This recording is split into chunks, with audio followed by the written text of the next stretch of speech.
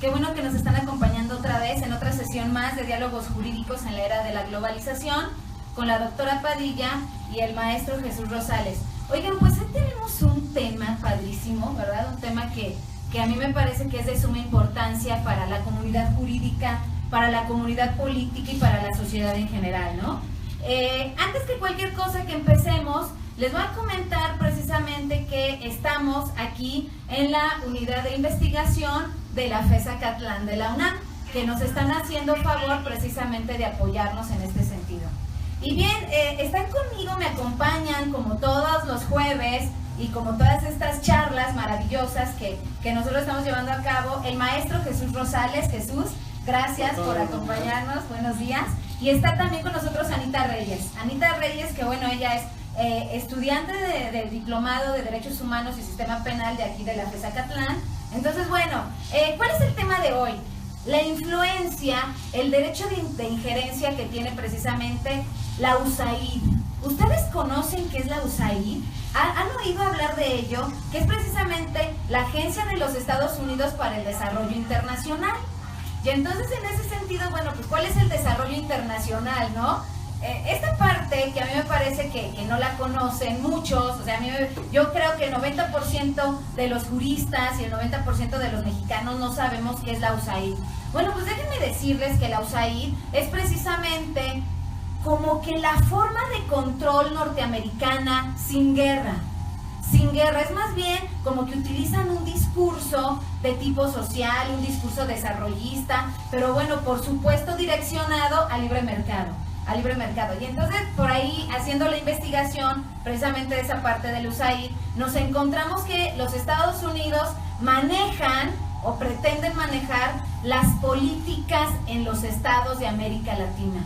¿Qué estados de América Latina? Bueno, esto nos compete a México, esto nos compete a Paraguay, nos compete a Ecuador, a Venezuela, por ejemplo, a Bolivia, que bueno, Ecuador y Bolivia lo expulsaron, ¿no? Porque decía el presidente ecuatoriano, oye, pues es que los norteamericanos nos dicen que a través del USAID, pues van a checar precisamente que nosotros llevemos a cabo correctamente nuestras políticas. Y decía, ¿cómo es posible que nosotros vengan a indicarnos qué es lo que tenemos que hacer, ¿no? Bueno, pues en México es otra historia.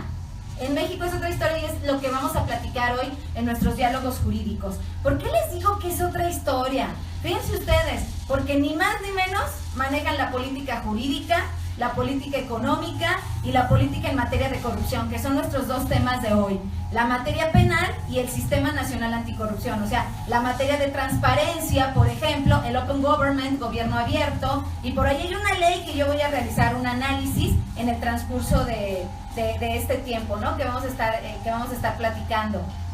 Y bien, yo voy a comenzar a introducir el tema, la dinámica es esa, introducir el tema del USAID, del derecho de injerencia. Jesús, el maestro Jesús, va a empezar a platicarnos cómo es que la USAID precisamente está interfiriendo en el nuevo sistema penal, cómo es que nos vamos a tener que capacitar. Anita va al final del día, al final de la sesión, va a leernos las preguntas que ustedes tengan. Por favor, pregunten ya sea por esta parte de Facebook Live o también cuando estemos en YouTube, háganos las preguntas y nosotros se las responderemos a la brevedad. Bien, ¿saben ustedes qué es el derecho de injerencia? Voy a citar a un autor que ustedes saben, las personas que me conocen saben que es básico de mi línea de investigación, Immanuel Wallerstein. Immanuel Wallerstein, que es un norteamericano de realismo de izquierda y tiene un libro maravilloso que se llama El universalismo europeo, ¿ok? El discurso del poder.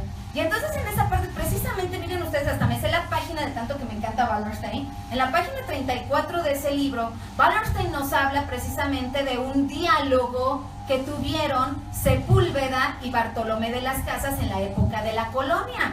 Y Sepúlveda decía que los indios, o sea, los americanos, que así les llamaban, no tenían la capacidad intelectual suficiente para efecto de gobernarse. Fíjense ustedes por dónde va el asunto. Y entonces decía Sepúlveda, son indios bestias completamente salvajes que no conocen precisamente la evangelización. Y entonces dice, a ellos hay que gobernarlos, a ellos hay que dictarles las normas, y los que no quieran, bueno, pues entonces a latigazos y los empezaron a diezmar. Y Bartolomé decía, oye, pero es que eso que tú estás haciendo va en contra de los principios que tú estás profesando. Sí, decía Sepúlveda, exactamente, pero aquí la cuestión es que ellos no tienen la verdad, porque ellos matan en favor de sus dioses. ¿Y tú qué estás haciendo? También los estás matando, decía Bartolomé de las Casas, ¿no? Y Sepúlveda dice, no, yo lo que estoy haciendo es evangelizándolos, ¿ok? Fíjense ustedes cómo está el asunto. Y entonces en ese sentido, ¿qué es lo que pasa? Y es donde nace el derecho de injerencia, es decir, interferir en las decisiones políticas, económicas, jurídicas, sociales, de tal suerte, citando a Michel Foucault, que te puede decir ese ejercicio del poder, cómo nacer, cómo vivir y cómo morir. O sea, absolutamente grave lo que está pasando en esta parte de USAID, ¿no? Y bien, entonces, en ese sentido decía Wallerstein al final, ¿no? Antes mataban por evangelizar, se llamaba evangelización. En tiempos modernos se llama democracia. Y entonces, para que nosotros formemos parte de la comunidad internacional y seamos democráticos, ¿qué necesitamos? Seguir los lineamientos, unos lineamientos que al final del día se convierten en una competencia neoliberal y que obviamente países con Producto Interno Bruto menor que los más fuertes, pues no pueden competir en forma económica y se convierte en una dominación. Entonces, en ese orden de ideas, Jesús, te paso el uso de la voz para efecto de que tú nos expliques o expliques a las personas que nos ven en vivo, que gracias, de verdad estoy muy agradecida y muy contenta y feliz como siempre, de que nos estén viendo. Por favor, Jesús. Sí, gracias, doctora. Bien, habíamos hablado ya en programas anteriores de los documentos Santa Fe, a través de los cuales Estados Unidos orienta o dicta su política para América Latina. Para poder entender qué hace el USAID dentro de nuestro sistema penal acusatorio, tenemos que referirnos un poquito a eso. Entonces, en el documento Santa Fe, ya analizamos en un diálogo anterior lo que era el documento Santa Fe 1. Después viene el documento Santa Fe 2. En este documento Santa Fe 2, ¿qué dice Estados Unidos? América Latina necesita solucionar o dictar políticas para arreglar su deuda, terrorismo, drogas, las migraciones, las insurgencias comunistas, la corrupción. Tenemos que promover la libertad, la oportunidad económica para la región y fomentar derechos humanos. Eso es lo que nos dice Santa Fe 2. Que ahorita vamos a ver qué es la base para el Plan Mérida, porque en el documento Santa Fe 2 es una política de qué se debe hacer. Lo que se debe hacer se hace a través del Plan Mérida, y ese Plan Mérida es el que nos trae a USAID y la pone a cargo de diseñar, implementar y enseñarnos nuestro nuevo sistema penal acusatorio mexicano. Entonces, dentro de estos documentos Santa Fe 2, que es de 1990, nos dicen: las Fuerzas Armadas, el Poder Judicial y la burocracia son la base del Estado. Entonces, en el 2008 es cuando se empieza a hacer nuestro sistema penal acusatorio, el de nosotros, pero de ahí exactamente a través del documento Santa Fe y Plan Mérida y los ahí, Estados Unidos diseña nuestro sistema penal acusatorio, y no nada más lo diseña, paga todo lo que haya que pagar, financia. Fíjate, o sea, paga exactamente el USAID, ¿verdad? Lo que hace el USAID es utilizar a las ONGs para efecto de invertir y desarrollar políticas públicas. Oye, Jesús, pero a mí me parece que sería padrísimo que tú les dijeras a las personas que nos están viendo en este momento, ¿por qué pagar? O sea, ¿por qué se toman la molestia de invertir, ¿verdad?, en nuestro sistema penal? Y ese Plan Mérida, ¿no?, que por supuesto tenemos que conocerlo, hay que conocerlo, porque ahí vienen todos los lineamientos para efecto de dar una seguridad de tipo exterior, primero para los norteamericanos y después para países como los mexicanos. ¿Por qué tienen que financiar, Jesús? Sí, Estados Unidos le interesa mucho Centroamérica, América Latina, le interesa México, y claramente nos dice en el documento Santa Fe 2, México es corrupto y está plagado por el soborno. Entonces, a través del Plan Mérida, yo me imagino que si Estados Unidos nos quiere imponer algo, le vamos a decir: pues no tengo dinero. Pero claro, ¿qué hace Estados Unidos? Yo pago todo. O sea, aunque en apariencia nuestro gobierno mexicano está pagando o dice que paga lo que haya que pagar, pero realmente todo está financiado a través del Plan Mérida. Oye, pero ¿y qué pasa si México no acepta ese financiamiento? Por ejemplo, si no lo aceptara, que obviamente lo aceptó, ¿no? pues son billones de pesos.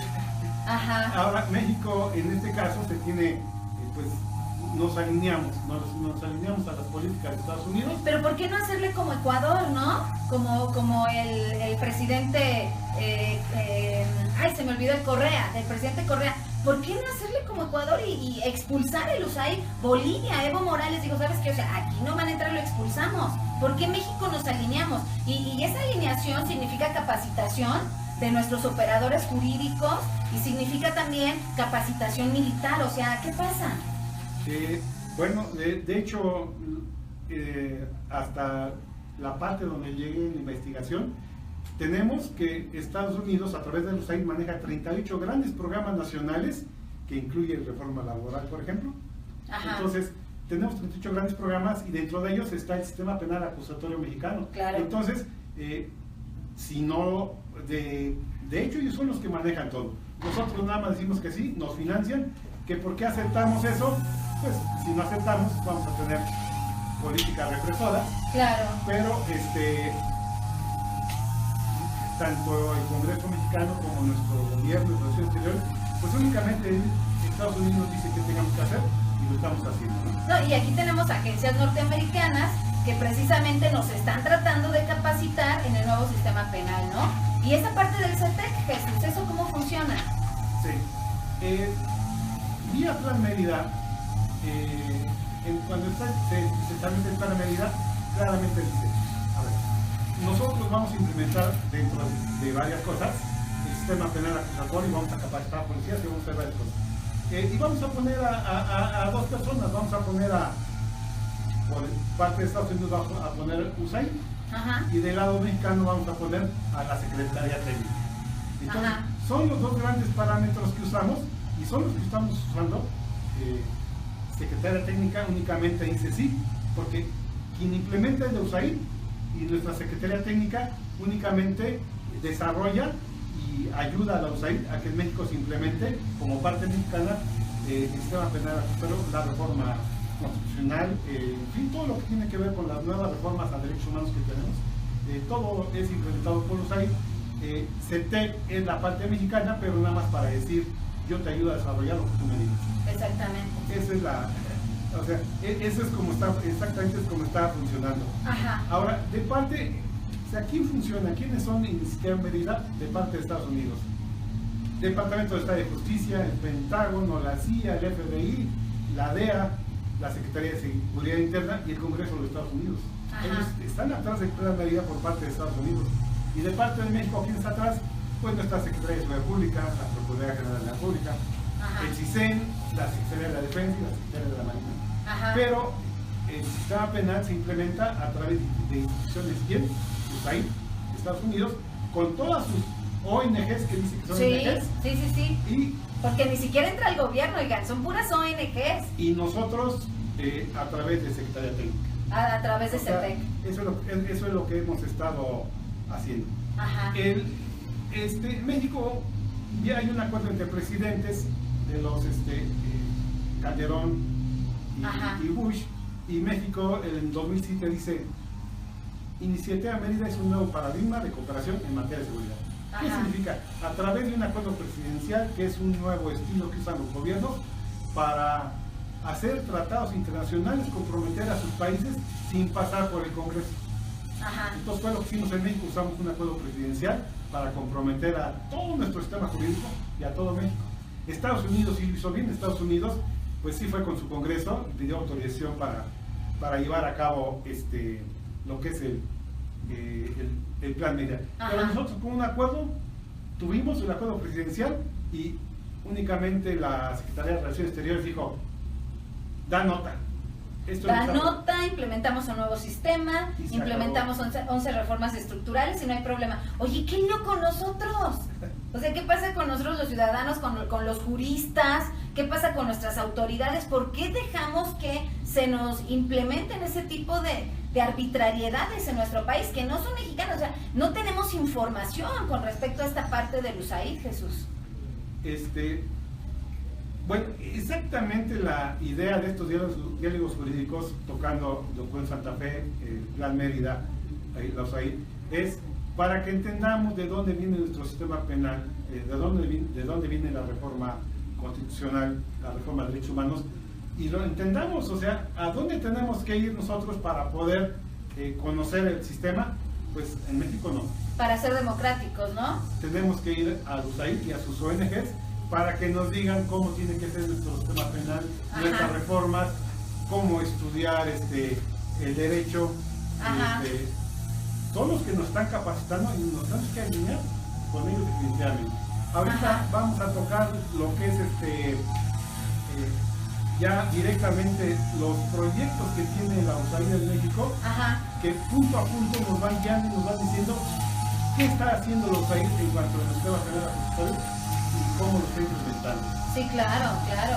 Oye, pero tú decías por ahí que viene una capacitación nueva, una capacitación en materia penal por parte del USAID. ¿A qué responde eso que tú estás diciendo, Jesús? Sí, el derecho lo tenemos que aprender, teníamos una costumbre occidental, humanística, y ahora el derecho tenemos que aprenderlo en base a unas teorías de tendencia al common law, del sistema americano, y nos tenemos que ir capacitando en base a ese nuevo derecho. ¿Por qué es un nuevo derecho? Porque los USAID implementa totalmente el sistema penal acusatorio mexicano, hace la reforma judicial, hace la reforma constitucional, participa en la formación del Código Nacional de Procedimientos Penales y asesora y capacita a todos los operadores jurídicos, jueces, MPs, los abogados. Entonces tenemos un reto, estamos sin información. A mí me sorprende, por ejemplo, la reforma 2008, donde se implementa el nuevo sistema penal acusatorio, y en México no se enseña y en ninguna universidad nuevos sistemas. Tuvieron que capacitarnos y aprendimos como pudimos. Ahora que tenemos que hacer, pues tenemos que ir directamente a la fuente. Ahorita vamos a ver pues, quiénes son las fuentes, quiénes son los que tienen el nuevo derecho, el nuevo diplomado, los nuevos cursos, y quién nos va a avalar en México para qué. Oye, pero eso de que financian, o sea, perdón, porque aquí en México todos los cursos los cobran. O sea, no todo el mundo tiene acceso precisamente a eso, ¿no? Bueno, la gente es donde están los millones de pesos. Ya Plan Mérida han llegado. Esa es la gran pregunta. Porque a los abogados particulares tenemos que pagar nosotros. Y están dando algo de capacitación al sistema operador jurídico como son los MPs y los jueces, porque es de responsabilidad de los gobiernos, pero nosotros tenemos que pagar. Sí, claro, por supuesto. Y no es el dinero, ahora sí que es el gran dinero, ¿no? Porque también supongo que viene por parte del Fondo Monetario Internacional o algo así, ¿no? Bueno, es que están cortando el pasto y no se escucha bien, ¿no? Habla mucho más fuerte. Los recursos nos llegan Plan Mérida. ¿De dónde nos traiga los países? No sabemos. Pero del presupuesto americano, dicen vamos a realizar la reforma constitucional, el sistema penal, y nosotros lo pagamos. Aquí decimos no, que no lo pagan ellos, lo pagamos nosotros, pero de aquel lado, los recursos que tenemos es que están dando, en teoría deben estar pagando. Ellos, no, pero no lo hacen, o sea, en teoría no lo hacen. O no sé si algunas instituciones o algunas escuelas particulares se aprovechen de esa parte para efectos según de capacitar, ¿no? Pues sí, porque hay programas norteamericanos aquí en México en donde precisamente nos están indicando, nos están financiando, donde todo es gratuito, ¿verdad? Sobre todo para los jóvenes. Pero en cuestiones mexicanas, que también hay escuelas particulares en donde precisamente se aprovechan de esa parte para efecto de sacar cursos, etcétera, ¿no? Los capacitadores. De hecho, tenemos extranjeros aquí en el país que están capacitando en el nuevo sistema penal acusatorio adversarial y no han llevado un solo asunto en su vida, Jesús. Claro, sí. Me gustaría tocar los puntos específicos en los que la USAID nos está capacitando. O sea, ¿qué es lo que está haciendo? Dice, su proyecto. Esto lo podemos encontrar, quien tenga curiosidad, entra a USAID de Estados Unidos, a sus páginas, hay un gran mapa donde están las políticas internacionales de Estados Unidos, de todo el mundo, y cuando toca en México había 38 políticas cuando yo entré, no sé ahorita cuántos hay, 38 grandes programas. Ajá. Y uno de ellos es la reforma penal mexicana, y dice su proyecto: desarrollar y enseñar a las organizaciones de la sociedad civil instituciones para educar eficazmente a los ciudadanos en un nuevo sistema penal criminal. Ajá. O sea, nos van a enseñar el nuevo sistema penal. Nos van a enseñar el sistema, o sea, nosotros, ¿por qué? No conocemos, no lo van a O sea, enseñar. no lo conocemos, nos lo van a enseñar. Ya tenemos en México el CEA, ¿qué es el CEA? Centro de Estudios sobre la Enseñanza y el Aprendizaje del Derecho. Que son precisamente ONGs o asociaciones que están siendo financiadas por el USAID. Esa es una realidad. Exactamente. La CEA está diseñando diplomados, los cursos, los libros, para que las escuelas de derecho públicas y privadas aprendan el nuevo derecho, ¿sí? Y ahí están los planes de estudio. Significa que si las escuelas, universidades públicas, universidades particulares, no van con el CEA y con la USAID a que les autorice el plan de estudios, no tendrán nuevo plan de estudios. Sobre todo las particulares aún tienen planes. O sea, el USAID tiene que autorizarnos el plan de estudios. Ahora la USAID y la CEA son los que a través de ellos nos autorizan los planes de estudio de las universidades públicas y privadas. Por ejemplo, en la UNAM en el 2008 no había nuevo sistema penal acusatorio. Me parece que entramos hasta el 2013. Sí, tuvieron que cambiar todo el plan de estudios. Claro. De acuerdo a lo que dice USAID, Ajá. debieron pedir autorización en Estados Unidos, Ajá. vía USAID, vía CEA, para Ajá. hacerlo. Y así están todas las universidades públicas y privadas. O sea, ¿Ustedes sabían eso? ¿Ustedes sabían eso? Que tenemos que pedir autorización como instituciones educativas, públicas o privadas al USAID para efecto de que nosotros podamos entrar al nuevo sistema penal acusatorio adversarial, un sistema que no es hecho aquí, un sistema que ha sido impuesto precisamente por los norteamericanos. ¿Para qué? Miren, la teoría de siempre, mi teoría de siempre, para efecto de controlar la competencia económica. O sea, afortunadamente para el USAID, los mexicanos no tenemos ese espíritu guerrillero que pudieran tener, o sea, y lo digo honestamente y aquí frente a todos ustedes, que pudieran tener los ecuatorianos o los bolivianos. ¿Y por qué a ellos? ¿Por qué los nombro a ellos? Ah, pues muy simple, porque ellos sí los expulsaron de sus países, aunque bueno, el USAID es muy inteligente y por ahí entra a través de embajadores, ¿no? Que fue precisamente lo que pasó en Brasil, que fue precisamente lo que pasó en otros países de Latinoamérica. Pero aquí en México no sé si nos falta información, que precisamente una de las finalidades de nuestros diálogos jurídicos es que ustedes tengan esa información. Por favor, investiguen más a fondo, sépanlo, y digo, al final del día, como bien lo decía Manuel Wallerstein, ¿no? En su libro Después del Liberalismo, a mí me parece que la lucha en este sentido tiene que ser ideológica. Yo te voy a decir algo, Jesús, y a ti también, Anita, el nuevo sistema penal acusatorio adversarial es carísimo. O sea, ¿cuánto puede cobrar un abogado por una audiencia? Imagínate la audiencia combo, ¿no? Donde está la audiencia de control de detención y luego la audiencia inicial. Y luego, deja que lo cobre, que lo paguen. O sea, si tú tienes un robo con violencia por 50 pesos, el delincuente está robando 50 pesos. Ok, ¿tú crees que te va a valer, que te va a pagar lo que vale tu trabajo en ese nuevo sistema? Lo que te costaron como abogado tus capacitaciones. Porque digo, las capacitaciones, por lo menos para los abogados privados, ellos las tienen que pagar. Y tienen que entrar a maestrías, y tienen que entrar a doctorados, ¿no? En ese sentido. Entonces, ¿qué es lo que sucede? Bueno, pues que se convierte en un gran tema de descontrol, de desequilibrio para nuestro país, en donde, pues, los defensores públicos son los que tienen que defender, ¿no? ¿Y qué pasa? Bueno, pues vamos a tratar de negociar acuerdos reparatorios, suspensiones condicionales cuando procedan. ¿Por qué? Porque tenemos mucho trabajo y las audiencias hay una tras otra. Violas derechos fundamentales, y entonces, ¿qué es lo que sucede? Pero estamos certificados ante el USAID. ¿Sí se dan cuenta? El grave problema que estamos viviendo en México con nuestro sistema penal, y eso es el penal. Yo ahorita les voy a platicar en materia anticorrupción, en materia de Open Government y en materia de transparencia. Hay una ley que estoy segura que les va a encantar. Entonces, a ver, Jesús, continúa, sí, para efecto de que sigamos con esta charla. La USAID apoya a las escuelas de derecho, bueno, les enseña, les va a dar los libros, bueno, los programas de estudio vienen vía SER, Sí. que es ahí, y sobre todo se habla mucho de la colegiación, que tenemos que colegiarnos cuando menos los abogados. Ah, eso también. Acuérdense que nos vamos a tener que colegiar. Bien. ¿Y eso por qué, Jesús? Explícales. La barra de abogados, la Asociación de Barra de Abogados de Estados Unidos, se va a encargar de implementar la colegiación en México y son los que van a supervisar para que estemos capacitados para poder colegiarnos. Ya tenemos por ahí un proyecto de ley de la colegiación, pero ¿quién está atrás?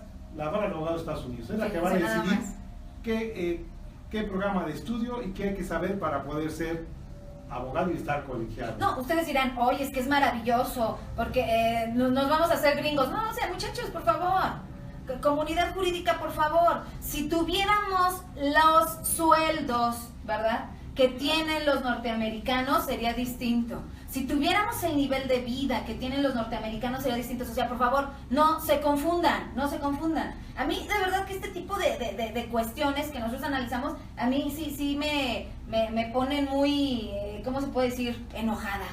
¿Verdad? Me ponen muy enojada. ¿Por qué? Porque no podemos observar las consecuencias, no tenemos esa mentalidad de saber cuáles pueden ser las consecuencias de que nosotros estemos siendo manejados de esa forma. O sea, sí hay una globalización, por supuesto que sí, pero esa globalización, o sea, perdónenme muchachos, y perdónenme las personas que nos están viendo, pero esa globalización es eminentemente económica. Uno de los principios de USAID es la libertad de mercado. Y no solamente la libertad de mercado, sino trazar esos mercados. ¿Y cómo vas a trazar esos mercados? Pues a través de la ciencia jurídica, a través de la ciencia política, a través del discurso, ¿no? Y en ese orden de ideas voy a citar a mi querido maestro de allá de la Universidad del Salento de Italia, el profesor doctor Michele Carducci, cuando él a su vez cita, ¿verdad?, a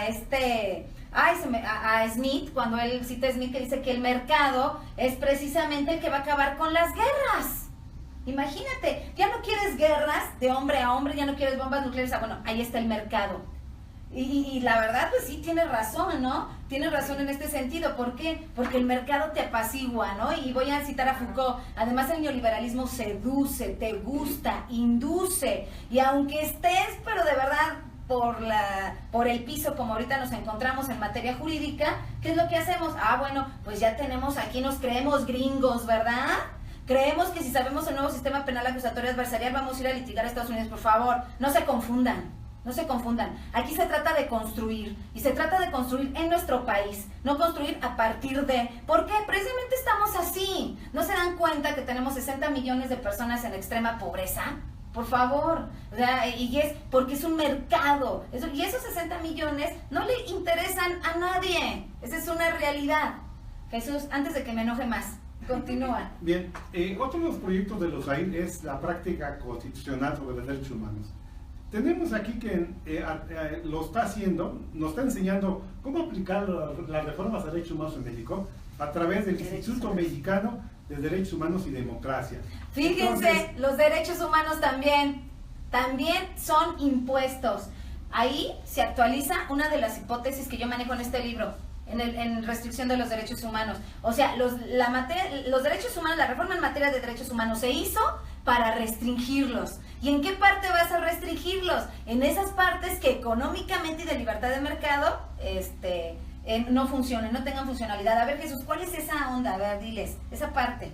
Sí. Hemos tenido muchas reformas a derechos humanos y entonces... pues decimos qué bueno que llegan los derechos humanos. Ya estaban, únicamente que ahora los aplicamos obligadamente. Claro. Entonces, pero es Estados Unidos quien viene a obligarnos a aplicarlos. Uno de los proyectos de USAID es el programa de justicia y seguridad. ¿Qué hace? Porque dice Relaciones Exteriores, contratamos a USAID para que desarrolle nuestro sistema. Pero ¿cómo lo desarrolla? Marco legislativo. Ajá, claro. USAID. Instituciones judiciales, USAID. Nuestro sistema penal adversarial, USAID. Organizar a la sociedad civil mexicana, USAID. Programas de enseñanza, capacitación, USAID. Así es. Es exactamente lo que estamos viviendo en el país. Lo que estamos haciendo, ¿no? Por ejemplo, tenemos una política más que dice el proyecto de USAID, mejorar el desarrollo de México. ¿Para qué? Para que haya políticas públicas competitivas. No, sí, claro, pero esas políticas públicas son neoliberales, o sea, para nada incluye a las personas en extrema pobreza que acabo de mencionar. O sea, es algo así como si el juego únicamente fuera entre los de arriba. Yo de verdad cuando estoy en determinados foros y yo veo que de determinados colores, ¿verdad? De determinados colores políticos que se supone que unos son de izquierda y otros son de derecha, se adoran entre sí mismos y se protegen a sí mismos. Pues claro, ¿por qué? Pues porque ahí está el ejercicio del poder, porque ahí está lo que ellos están protegiendo. Los únicos que están desorganizados es la sociedad civil. Los únicos que no saben sus derechos es la sociedad civil. La Suprema Corte de Justicia de la Nación acaba de emitir también un documento en donde la ley 3 de 3 también la hace más pequeña, ¿no? La restringe y únicamente los servidores públicos van a tener que rendir cuentas sobre determinados rubros. Oigan, de verdad que esto es un atropello lo que nos están haciendo, Jesús. E insisto, ahorita Jesús va a platicar unos 5 minutos más y entonces yo voy a entrar con esta parte de transparencia y Open Government, que por ahí me dice Mayra González Rosas, oiga doctora, suena espeluznante. Claro que es espeluznante, querida, por supuesto que sí. O sea, esto que estamos viendo es gravísimo, pero ¿sabes qué es lo más grave? Lo más grave es que no lo conocemos, eso es lo más grave. Sí, tenemos aquí una institución conocida, el SIDA, Centro Internacional de Desarrollo AC, con su programa Justicia, que es a través del cual se implementan políticas públicas para la reforma constitucional, derechos humanos, y para, decimos, de competitividad. Claro, pero son competencias, sí. Para que haya inversión extranjera. Para que haya inversión extranjera. Es abrir esa parte, ¿verdad, Jesús? Por supuesto, abrir esa parte. Ajá. Ahora, las más conocidas que realmente son el SIDA, que hablamos, el CEAT, que son las dos grandes instituciones que se están encargando de implementar el ecosistema. Ahora decimos, ¿cierto o falso? Ajá. Ya podemos, antes decíamos, vamos a tratar de capacitarnos, vamos al INACIPE, pero eso no significa que estemos reconocidos. ¿Por qué? Porque ni el CETEC, ni ¿cómo se llama? El INACIPE. El INACIPE hasta ahorita tienen la licencia de los USAID o de la CEA. ¿Y eso qué implicaría para la comunidad jurídica? Pues aunque estemos certificados, no significa que vayamos a ser colegiados.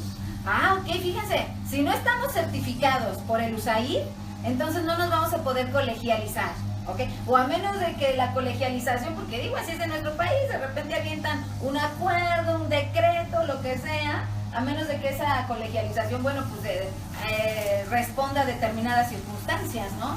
Bueno, ya la USAID y la CEA ya implementaron en México cómo debemos colegiarnos, entonces, pero pues tenían que usar una institución mexicana para hacerlo. Entonces tenemos el Ceneval, conocido por todos. ¿Ceneval? El Ceneval.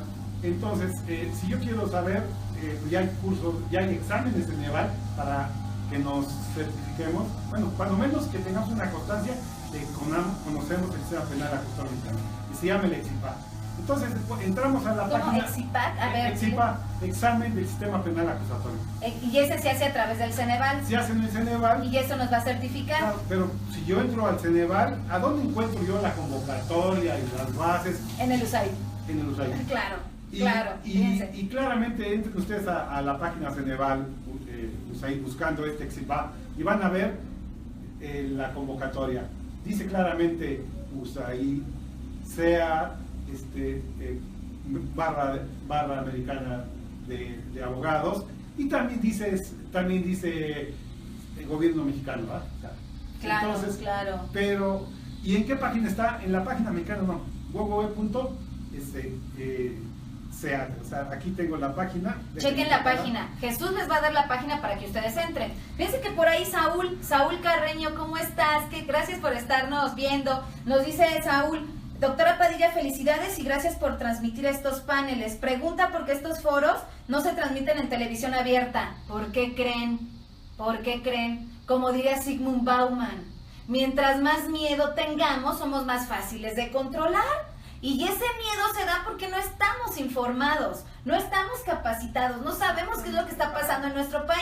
O sea, al final del día, Wallerstein, con esa parte que hablaba yo en un principio de Sepúlveda y Bartolomé de las Casas, tenía razón, perdón que lo diga, tenía razón. Pero si nosotros no nos podemos investigar y nada más nos convertimos, por ahí voy a citar un amigo que quiero muchísimo y me decía, perdóname Liz, él es psicólogo de formación.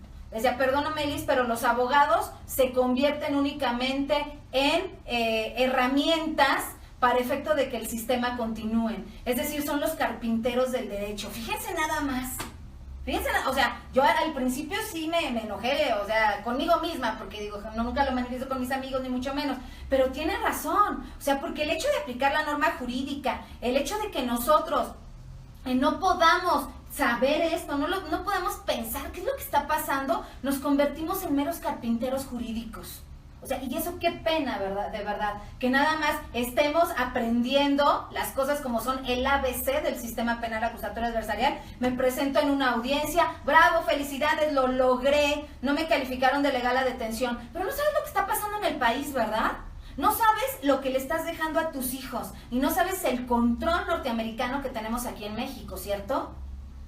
Jesús, dales la página antes de que me enoje más. Sí, para entrar a la página y llegar al Ceneval,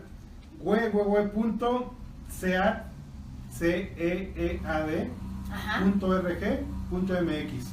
Y ahí está el examen de CIPA y cuando lo hagan ustedes van a ver Ceneval con todas las ediciones. O sea, ya no venimos a México para ver qué tenemos que estudiar.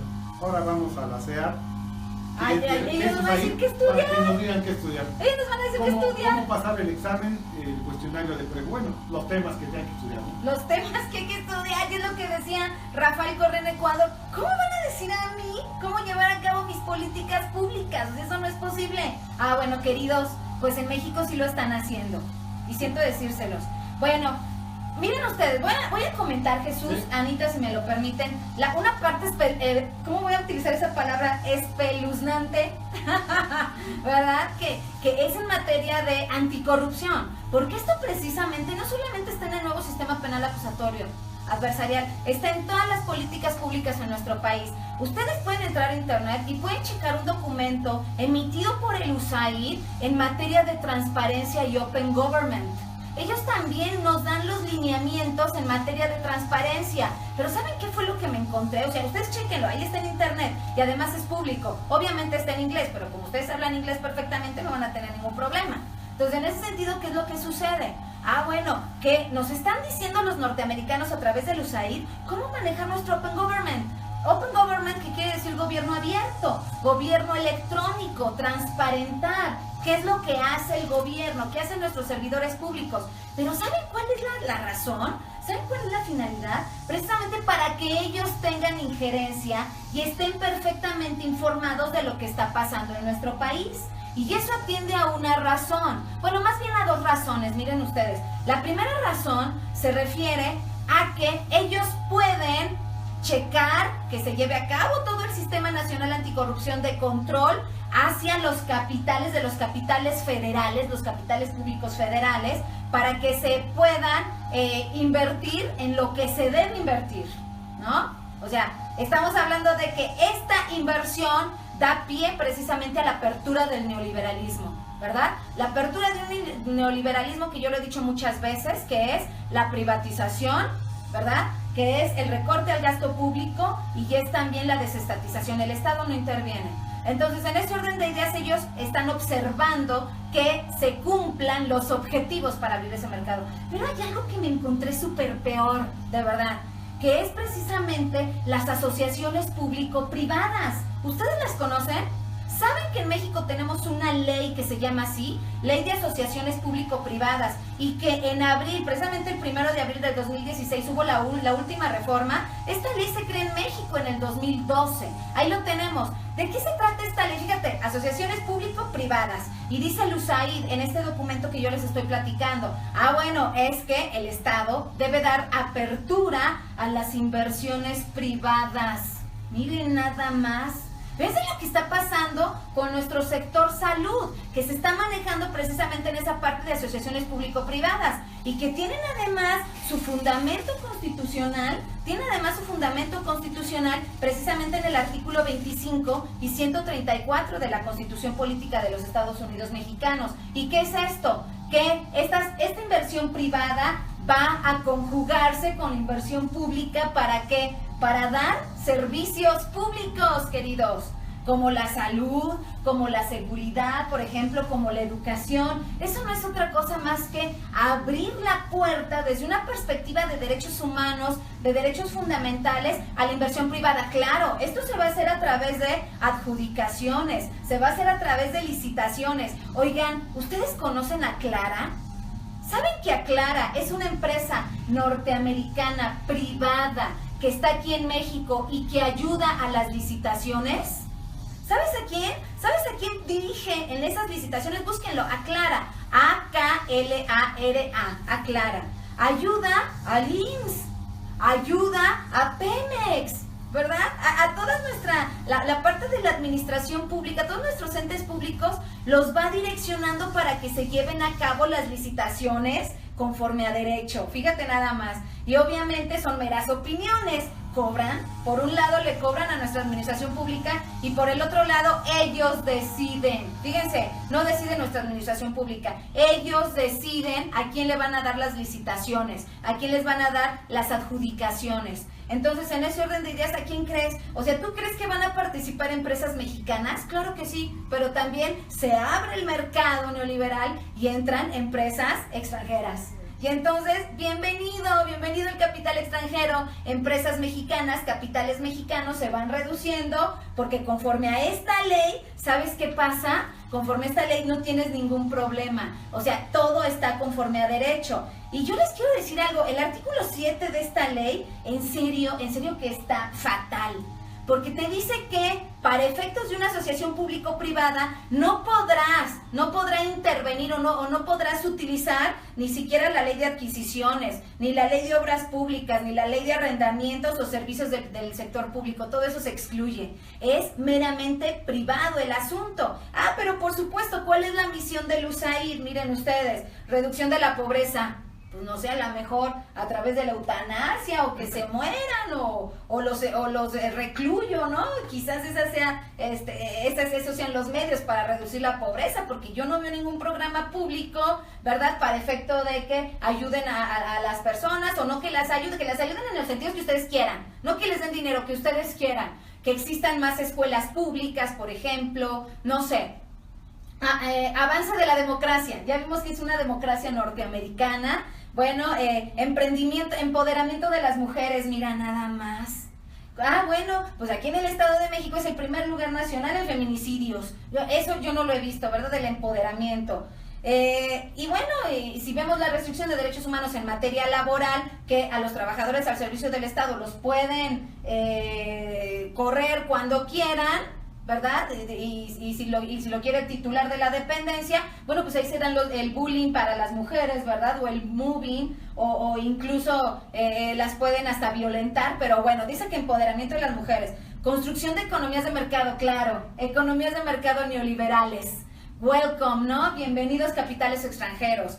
Promoción de la seguridad, lo que nos decía Jesús con el Plan Mérida. Y también respuestas a crisis. Por ahí Milton Friedman, ¿verdad? Que es uno de los ideólogos del neoliberalismo, decía, las crisis son oportunidades. Y en ese orden de ideas las tienes que capitalizar. Supongo que esa es su respuesta a crisis, pero como nosotros tenemos precisamente el discurso del estado de bienestar social, creemos que va a haber una crisis y van a venir a rescatarnos. No, perdón. Se ha creado un tribunal, ¿verdad?, especial para los de Ayotzinapa, para los desaparecidos, para el narcotráfico en nuestro país. No, eso no existe. Solamente es mero discurso. Luego, calidad de vida a través de inversiones en salud y educación. Sí, claro, hay muy buena salud aquí en México, pero págala, ¿verdad? ¿Quieres ir a un hospital de tercera generación? Págalo. Si no, vete a un hospital público. Pues no tienes problema. Está de acuerdo al cuarto constitucional la protección, el derecho a la salud, ¿no? El derecho a la salud. Que bueno, al final del día, pues, ustedes sabrán si se van al Seguro Popular, por ejemplo, o el hoy llamado Seguro Universal. Entonces, en ese orden de ideas, mis queridos amigos, a mí me parece que estamos en un momento grave de nuestro país, que si no hacemos conciencia, que como yo les decía, precisamente esa parte de esa situación de diálogos jurídicos en la era de la globalización, es la finalidad de que nosotros conozcamos, por favor, pasen este video, la gente debe saber, nuestra comunidad, no podemos ser tan apáticos. De verdad no podemos ser tan apáticos porque esto viene encima. Y al igual que todas estas normas jurídicas se traducen en capitalización de tipo neoliberal, también nuestra apatía se va a traducir en radicalización precisamente de estas normas, de las políticas y de todo lo demás. Vamos a perder todo. Entonces, por favor, pues vamos a ser conscientes. Jesús, vamos a concluir porque ya nuestro programa, ya le vamos a dar el uso de la voz a Anita para que vea también, para que mande los saludos y todo eso de la gente que nos está viendo. Y si hay alguna pregunta, Jesús, por favor. Sí, claro. Pues nada más recordarles que si se quieren colegiar, deben estudiar un diplomado en sistema penal acusatorio, pero como lo quiere los hay. Nosotros hemos diseñado un diplomado sobre ese tema que estamos esperando que nos lo apruebe la universidad, pero nada que ver con lo que estamos enseñando en la mayoría de las escuelas mexicanas o de universidades mexicanas. Gracias, gusto a los dos. Gracias, querido Jesús. Oigan, aquí Anita me está diciendo que hay una pregunta. A ver, Anita, por favor, ¿y de quién es también? Mire, Fuerte días a todos. Es de José Chaparro. Nos dice, ¿por quién metería las manos en un puesto de anticorrupción y realmente atienden sus puestos anticorrupción, por ejemplo, cuando los jefes dan la orden de que no salga todo bien? A ver, sí, ya te entendí, Jesús. A ver, ¿quién es? Ah, no, José Chaparro. Ya entendí tu pregunta, sí, mira. Punto número 1, yo no meto las manos por nadie. Te voy a decir por qué. Porque no se trata de personas, querido. Se trata de sistema. El sistema en sí mismo es corrupto. Aunque yo diga, recuerden que yo soy candidata a Fiscal Nacional Anticorrupción, aunque yo diga que soy la menos corrupta o la no corrupta, el sistema no te lo va a permitir. Porque el sistema en sí mismo es funcional al mercado, disfuncional a las necesidades sociales. Y entonces, si un acto de corruptela es funcional al mercado o a los intereses del ejercicio del poder, por supuesto que te tienes que hacer sistémico. Si no te haces sistémico, entonces, ¿qué es lo que sucede, verdad? ¿Qué es lo que sucede? Ah, bueno, pues te quitan del puesto o te llegan hasta privar de la vida. ¿Te das cuenta cómo está el asunto? Por eso, a mí cuando me mandaron hace poco una nota en donde el Contralor General de la Ciudad de México decía que la corrupción no se podía acabar con ella, a mí me parece que es algo muy prudente, algo extremadamente correcto, porque sí es cierto, la corrupción forma parte del sistema. Y si vivimos en un sistema mundo capitalista neoliberal, como lo digo en mis 2 libros que están aquí, entonces, ¿cuál es la situación? Ah, pues muy sencillo, miren ustedes. La corrupción, si deja dinero, es sistémica y jamás se va a combatir, solamente se va a controlar. ¿Te das cuenta, Jesús? Entonces, ese no es el punto. El punto es cómo podemos hacer cambiar al sistema. No se trata de personas, se trata de sistema. Yo te puedo asegurar que no va a haber alguien, al igual que lo dijo el maestro Eduardo Robelo Pico, les digo que es Contralor General de la Ciudad de México, estoy de acuerdo con él. O sea, no, la corrupción no se pretende eliminar ni se va a eliminar. La corrupción se pretende controlar, pero controlar ¿desde qué punto de vista? Desde el punto de vista económico. Y eso lo encontramos en las convenciones, que es precisamente el blanqueo de capitales, el lavado de dinero. Como México son una bola de corruptos, yo Estados Unidos a través de la Convención de las Naciones Unidas contra la Corrupción, investigo a Yarrington, me llevo a Yarrington, pero también me llevo el dinero. Ah, ya se limpió el dinero, ¿se dan cuenta? Así de sencillo son las cosas, mi querido José. ¿Quién más, Anita? Ya lo demás son saludos. Tenemos a Patricia Cano, saludos, a Carla García, Patricia Ponce, Marco González, a Cerrot Semen, Martín Octavio, saludos, a la licenciada Xochitl, a Maricruz González, saludos. Oigan, pues muchísimas gracias otra vez por acompañarnos. Creo que por ahí hay una última pregunta, ahorita la vi. ¿Cuál es?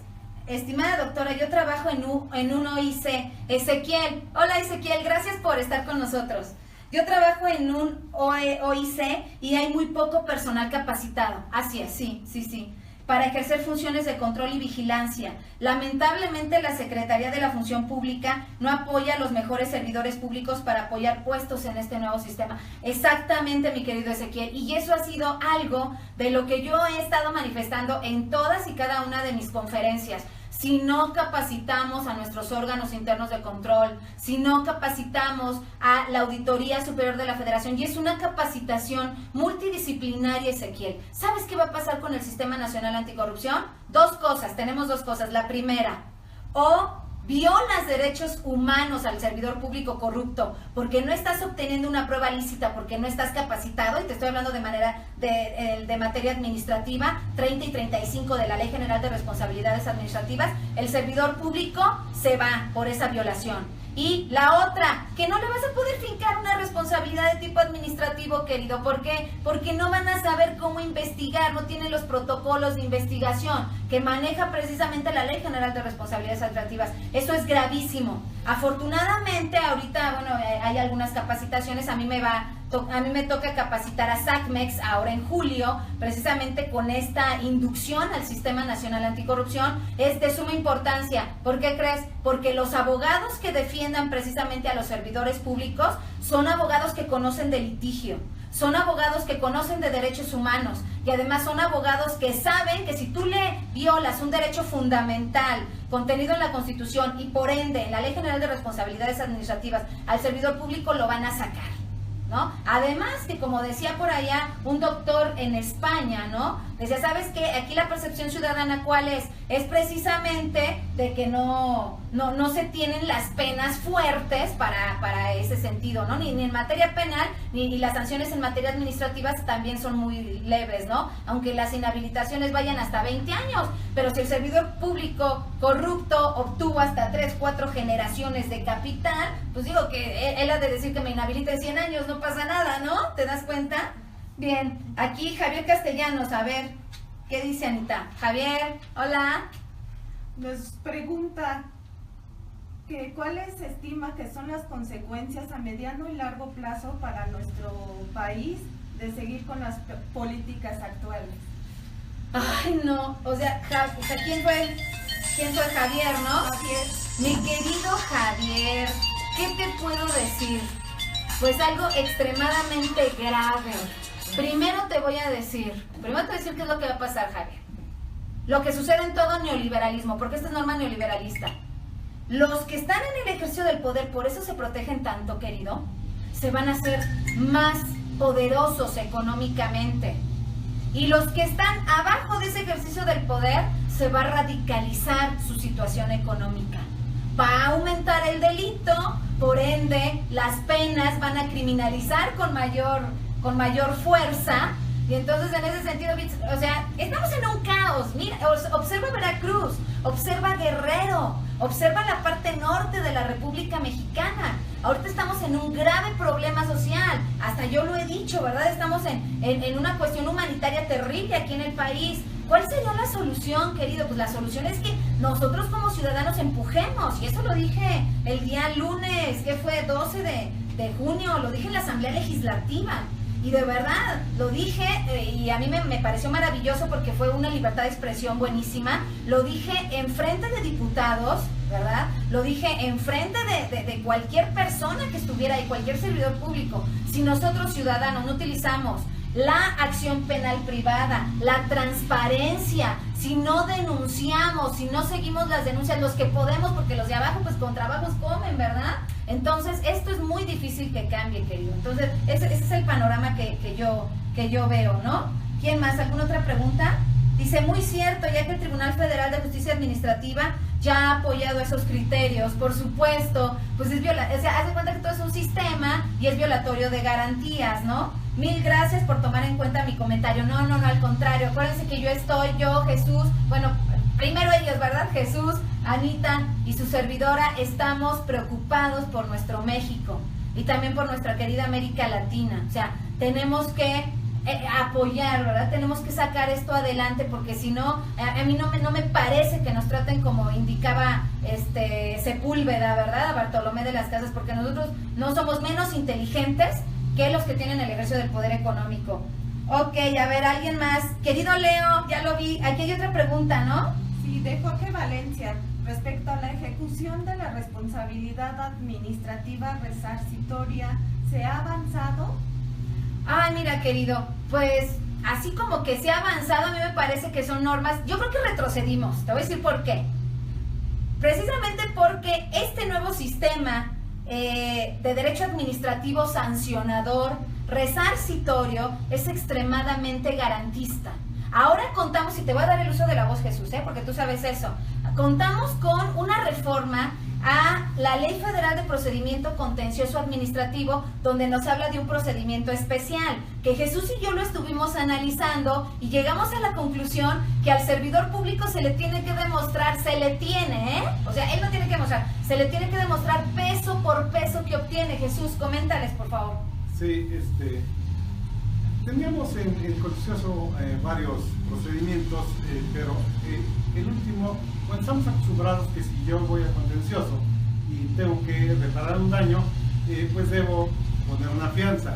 Así es. Pero se acaba de aprobar a principio del año, me parece, lo que se llama un artículo al Código de Contencioso Federal que habla de la resolución exclusiva de fondo. ¿Qué significa eso? Resolución exclusiva de fondo, es eso, ajá. Esto significa, no hace falta que el servidor ponga una fianza. Lo que hace falta es que se vaya a ese procedimiento y no tienen que aportar nada de fianza. Si pierde, pagará lo que le demuestren, pero ya no hay que afianzar. No importa el dinero que haga falta, ya no afianzamos. Entonces, pues para el servidor corrupto está maravilloso. Claro, aunque claro. también pues, para el ciudadano común o la empresa también, porque pues se supone que en ese tipo de procedimiento, pues la parte fiscal también está como Exactamente. Pero bueno, les prometemos que vamos a hacer un programa de puro procedimiento administrativo, porque el procedimiento administrativo ahorita está de llorar, está de tristeza, sobre todo en combate a la corrupción, queridos. Bien, pues vamos a cerrar ya con estos, ya no hay preguntas, pero sí vamos a escuchar a Leo, vamos a escuchar a Manuel Mirón y vamos a cerrar nuestro programa. Por favor, Anita, ¿qué nos dice Leo? Dice, excelente programa, doctora, un cordial saludo. Y como bien dice, una política criminal que no combate un genocidio por goteo. Así es. Un sistema criminal represivo Así donde es. la violencia es un factor y la insensibilidad a la misma por la sociedad. Así es. O sea, si nosotros no nos ponemos las pilas, querida sociedad, personas van a seguir, queridos seguidores, van a seguir haciendo lo que quieran con nosotros. Manuel Mirón, pues sí, así es, querido Manuel. Además de capacitación a personal de los OIC, hace falta mejores metodologías de auditoría, claro, porque finalmente terminan sancionando cuestiones de forma, pero no de fondo. Ok, pues muy bien, entonces dice, si no se llega al fondo al motivo impulsor de actos de corrupción, en realidad la OIC y la Secretaría de la Función Pública no están cumpliendo con su función. Así es, mi querido Manuel. Y Jorge L. Valencia Fuentes manda saludos y gracias al maestro y a su servidora. Oigan, pues muchísimas gracias por acompañarnos. El próximo jueves vamos a tener precisamente otro programa que vamos a tener un invitado aquí con nosotros y va a ser de mucho interés nuestro programa. Gracias, yo soy la doctora Padilla y pues cualquier cosa ustedes ya saben dónde seguirme en mi fanpage, Lisbeth Xochitl Padilla Sanabria, en mi Facebook personal, también ahí subimos mucha información, les prometo que vamos a subir información de USAID, que es Liz Padilla, o bueno, en mi Twitter también pueden seguirme, LZB Padilla 2. Y por favor les recomiendo mis libros y una buena noticia, esta semana salen mis otros 2 libros sobre el derecho administrativo sancionador en el Sistema Nacional Anticorrupción y Administración y Políticas Públicas en el Neoliberalismo Global, del Estado de Bienestar Social al Estado necroneoliberal. Muchas gracias por seguirnos, les mando un abrazo con muchísimo cariño. Gracias Jesús. Gracias a todos. Gracias Anita. Gracias. Adiós.